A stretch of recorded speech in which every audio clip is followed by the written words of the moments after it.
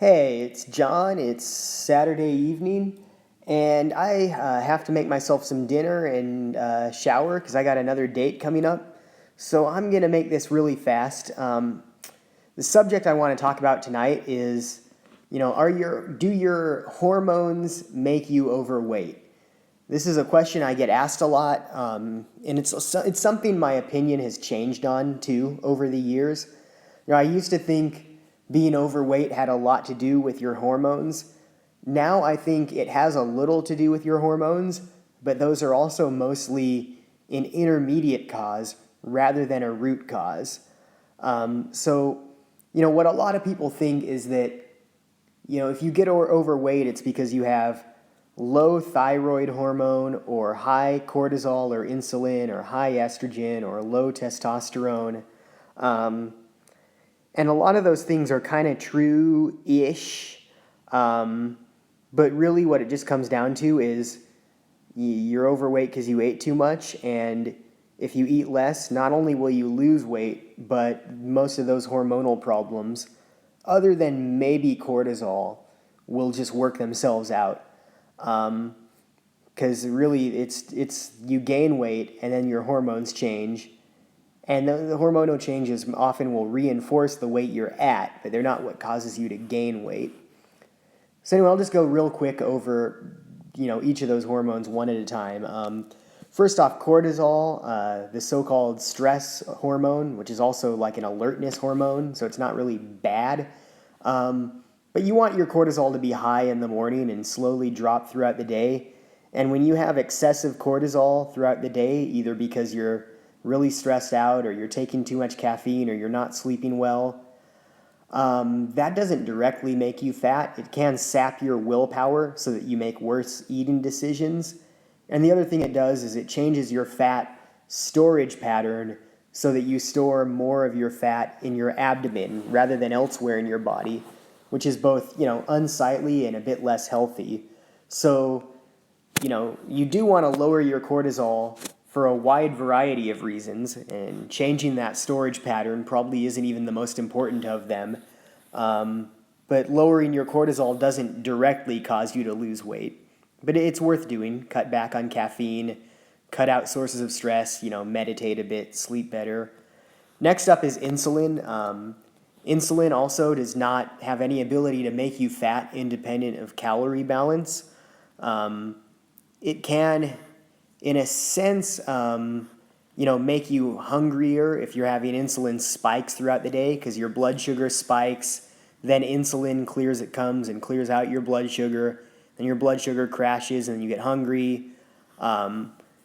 So you want to kind of smooth out your insulin levels by cutting back on carbs and or spreading them out more and or replacing high GI carbs with low GI carbs. But again, insulin doesn't make you fat in and of itself, although it can, again, cause that centralized storage pattern in combination with cortisol. Not so much on its own, but it can reinforce the effects of cortisol.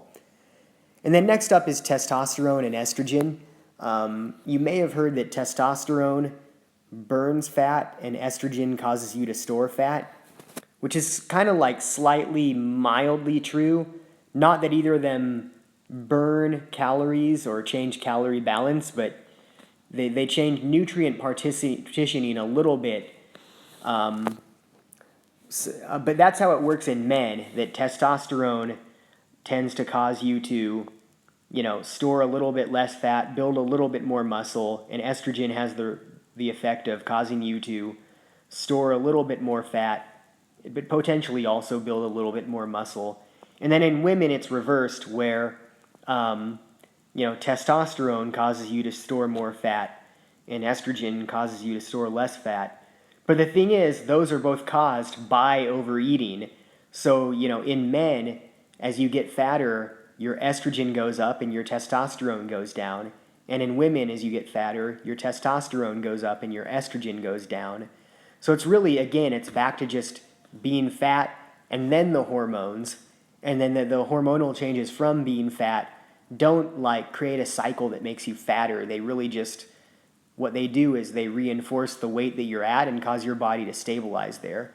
And I've heard some people make the argument that men should take estrogen lowering drugs to reduce their estrogen to help them lose fat, which kind of makes sense on one level. But the problem is estrogen does other stuff that are good for you. A couple of which is it strengthens the connective tissue around your joints, and it also causes water retention in your joints that lubricate them. And so if you're overweight, you're putting more stress on your joints, and you need that joint support. So I would not try too hard to lower estrogen ahead of losing weight, because really overweight guys do have higher estrogen for good reason. And then we get to growth hormone. Is that making you fat? No. If anything, growth hormone slightly helps you to burn fat, but there's not too much you can do to maximize it other than sleep better and exercise. So again, we're just back to the basics there. And then thyroid hormone is the big one that I hear a lot about. A lot of people seem to think that they're overweight because they're hypothyroid, and they're underweight because they're hyperthyroid. This is true only in a very tiny number of cases. In my whole life, I've only met one person who was diagnosed with either of those. It was a guy who was skinny and hyperthyroid. But usually what I see is the opposite, overweight people who are hyperthyroid and underweight people who are hypothyroid. And the causation is actually the opposite of what people think. It's as you gain weight, your thyroid speeds up, and as you lose weight, it slows down. And so that's just a self-regulatory mechanism that your body has to try and push you back towards a healthy weight. So when you gain weight, your thyroid actually produces more thyroid hormone to try and burn that fat off. So that's really a dead end. Again, it's just get to a healthy weight and that hormone works itself out. So overall, no, your hormones, barring extremely rare illnesses that you can't diagnose yourself with, you'd have to see a doctor about, but your hormones do not make you fat. What actually happens is that you get fat first from overeating, and then your hormones go haywire, and then people see that their hormones are haywire and mistake correlation for causation there, when the causation is really going the other way. So if you're overweight and you've had your hormones tested and they're messed up, the thing to do is almost certainly not even to try and directly address any of the hormonal problems, but just eat way, way less food and work out more and sleep well and drink more water and just lose the weight.